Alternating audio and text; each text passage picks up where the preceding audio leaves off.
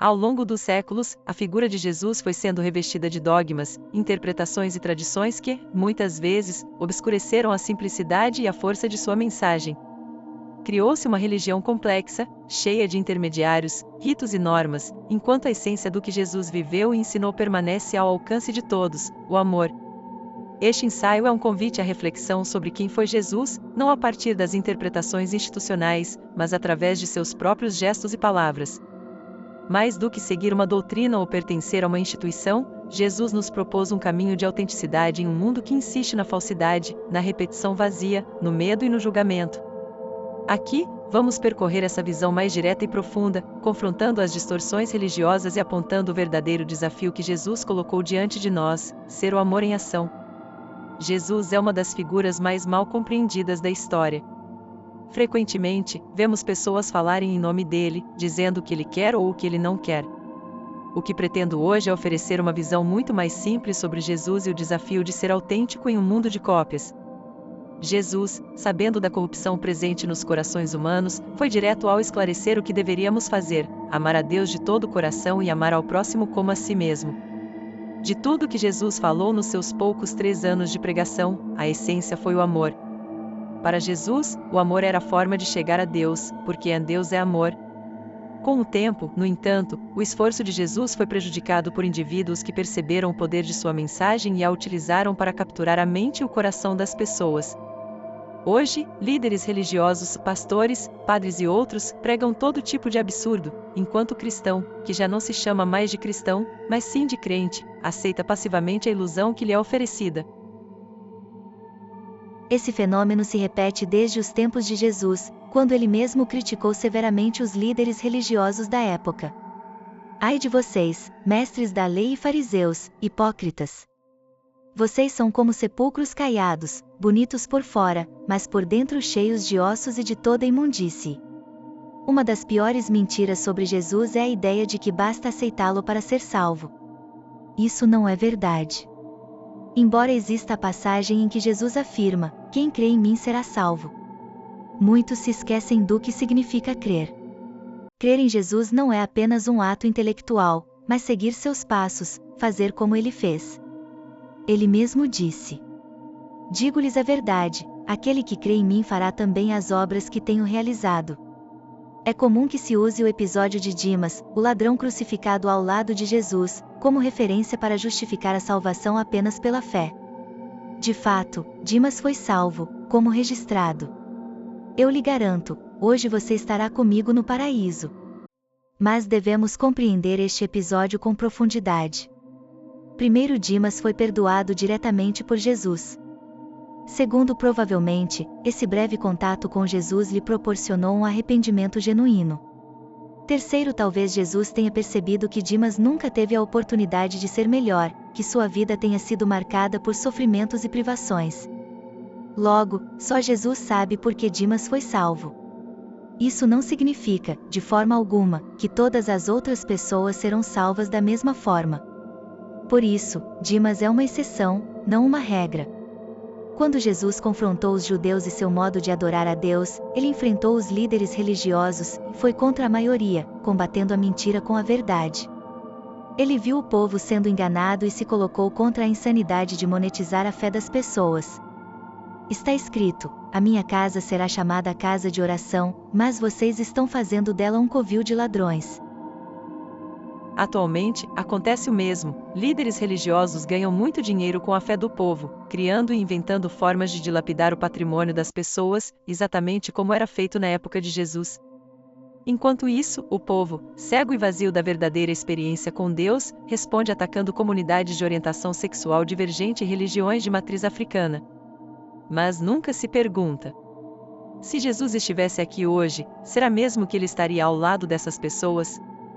Ou será que ele falaria, como fez no passado, contra os líderes religiosos que se levantam para ostentar fortunas, enquanto o povo segue cego e com o coração longe de Deus? É simples saber se você está seguindo Jesus ou não. Jesus foi a manifestação do amor, e foi exatamente isso que ele pediu aos seus seguidores, que amassem. Um novo mandamento lhes dou: amem-se uns aos outros. Como eu os amei, vocês devem amar-se uns aos outros. Se sua vida não é baseada no amor, na compaixão e no respeito à vida, bom, então está na hora de mudar. Jesus se afastou do judaísmo porque ele trazia uma forma mais significativa de expressar o amor. Podemos entender isso como um pai que tem 2 filhos, um só entende as coisas de forma rígida, com punições severas e uma maneira padronizada de agir, o outro filho é mais sensível e precisa de menos orientação, coisas mais abstratas falam diretamente ao seu coração, e não apenas à sua mente. Não faz nenhum sentido que alguém que busca Jesus se perca nas antigas escrituras, pois aquilo pertence exclusivamente aos judeus. Não serve como base, nem como referência para quem busca seguir Jesus. O mesmo vale para o Novo Testamento, pouco importa se eram ou não discípulo de Jesus. Os 2 mandamentos não mudam. A única coisa que podemos fazer para nos aproximar verdadeiramente de Jesus é seguir os seus 2 mandamentos. Amar a Deus e ao próximo.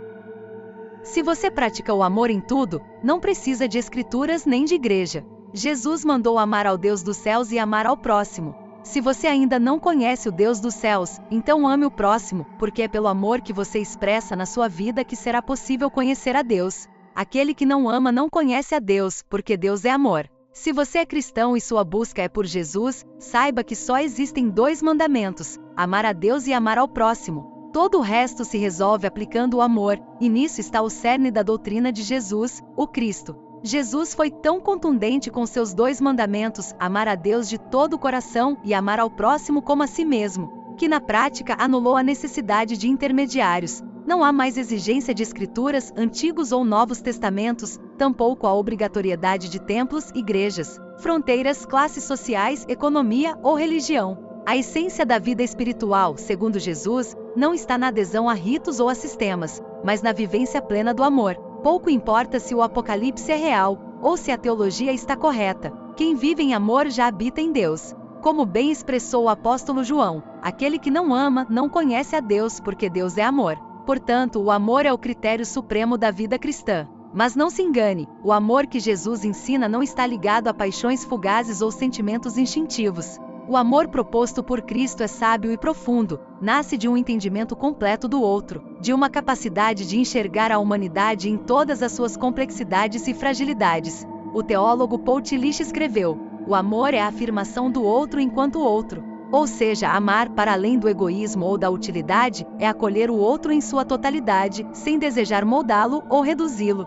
Esse amor exige um grau elevado de consciência e entrega. Para imitar Jesus, é necessário aprofundar-se neste amor e compreendê-lo no seu grau mais alto. Isso requer esforço, inteligência e, sobretudo, coragem. Coragem para escapar das armadilhas do ego, do moralismo e das estruturas que aprisionam a vida.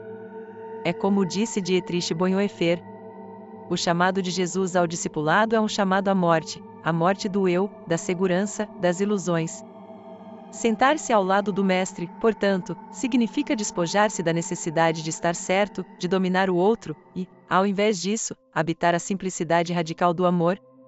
Assim, não mais como religiosos ansiosos por certezas, mas como discípulos comprometidos com a mais elevada forma de humanidade. Viver como Jesus propôs não é um chamado à crença cega ou à adesão a um sistema religioso. É um convite à coragem de amar. O amor não como um sentimento passivo, mas como uma prática diária que nos conecta com o divino e com a humanidade ao nosso redor. Jesus deixou claro: quem ama conhece a Deus, quem não ama, ainda está longe dele. Em um mundo cada vez mais polarizado, onde a religião frequentemente é usada como instrumento de poder e exclusão, lembrar que Jesus nos chamou apenas para amar é um ato revolucionário e libertador. Por isso, mais do que decorar escrituras ou frequentar templos, o que importa é que o amor seja o critério, o filtro, a base de todas as nossas escolhas. Só assim seremos, de fato, discípulos de Jesus, não pelo nome, mas pela vida que revela, em cada gesto, a essência de Deus, o amor. Nosso objetivo não é dar respostas prontas, mas estimular a lógica, o questionamento e a intuição, como fizeram os filósofos antes de nós. Se você gostou do vídeo, inscreva-se no canal e compartilhe seu comentário. Muito obrigado e até a próxima!